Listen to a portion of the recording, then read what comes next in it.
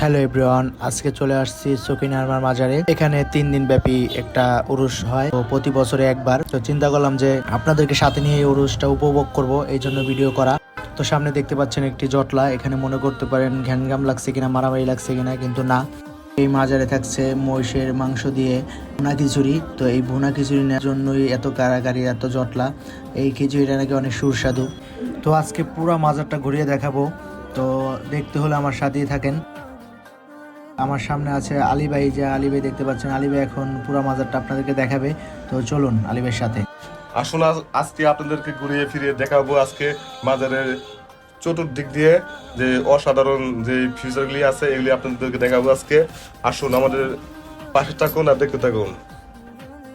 দেখেন কসমেটিকের মালামাল, ওয়াও, দেখলে মনটাই চায় যে সবগুলি বইয়ের বাসা নিয়ে যাই, কিন্তু এটা সম্ভব না। আপনার সামনে আসুন, সামনে দেখতে পাইবেন এক মামাই মানে খিচুড়ি খেতেছে।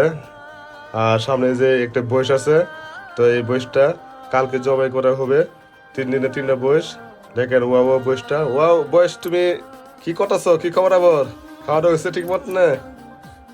বসে লাফসা করো না। ওই মনে রাগ করছে, কালকা ওকে জবাই করা হবে, ওর মনটা খুবই খারাপ, এই কারণে ওই মনে কিছু বলতেছে না। তো আসুন আপনাদেরকে আরো চিপাই চাপাই ঘুরিয়ে ফিরিয়ে দেখায় যে চিপাই চাপাই কি হয় না হয়, সেটা আজকে আপনাদেরকে দেখাবো। এটা হলো সকিনার মার মাজার।